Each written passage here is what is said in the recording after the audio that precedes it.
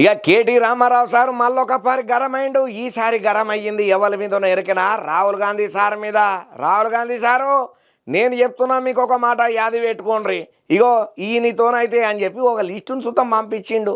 ఇక ఆ లిస్టును చూసిన తర్వాత నువ్వు ఏం చేస్తావో చెయ్యి, నేను చెప్పిన కాడికి పొయ్యి వస్తే పొయ్యిరా, అప్పుడు తెలుస్తుంది మా బతుకులు ఎట్లున్నాయని చెప్పి ఘాటుగానే రియాక్ట్ అవ్వకుండా ఒక లిస్టునైతే విడుదల చేసిండు. ఎవరి కోసానికని చెప్పి రాహుల్ గాంధీ సార్ కోసానికని చెప్పి.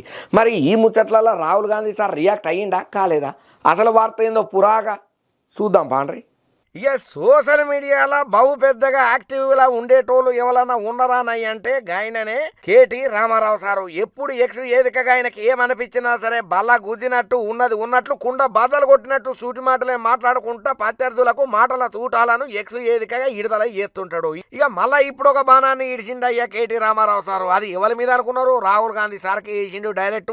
ఎక్స్ వేదికగా కాంగ్రెస్ పెద్ద అయినటువంటి ప్రతిపక్ష నాయకుడు రాహుల్ గాంధీ మీద పష్టల వర్షాలతోని రాహుల్ గాంధీని చేసేటట్టు చేసిండు BRS working president KT Rama Rao sir.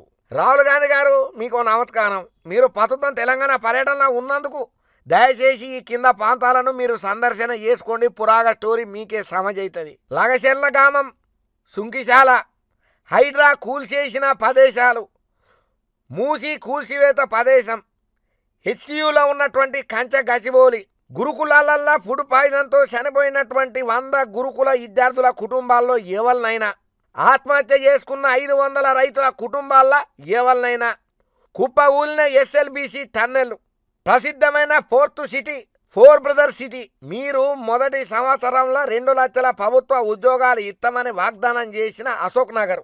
మీ పార్టీ తెలంగాణ రాష్ట్రం మీద మోపిన విధ్వంసాన్ని మీరు అద్భుతంగా విన్న ఆనందాన్ని పొందాలని నేను ఆశిస్తున్నా అని ప్రశ్నించిండయ్యా. ఇక ఇప్పుడు కేటీ రామారావు సార్ ఏదైతే సోషల్ మీడియా ఏదికగా ఇడిచినటువంటి ఈ పోస్టు బగ్గా వైరల్ అవుతున్నది, రాష్ట్ర రాజకీయాలల్లో ప్రకంపనలే సృష్టిస్తున్నది. ఇక మరి కేటీ రామారావు సార్ అయితే ఈ విధంగానైతే ఇడిచిండు ఫస్ట్ల వర్షం. కానీ మరి రాహుల్ గాంధీ సార్ ఎట్లా రియాక్ట్ అవుతాడు? మరి కేటీ రామారావు సార్ చెప్పినట్టు అన్ని చోట్లకు పోయి అందరినీ అరుచుకొని వస్తాడా రాడా? మనకు మాత్రం ఏం తెలుసు, చూద్దాం.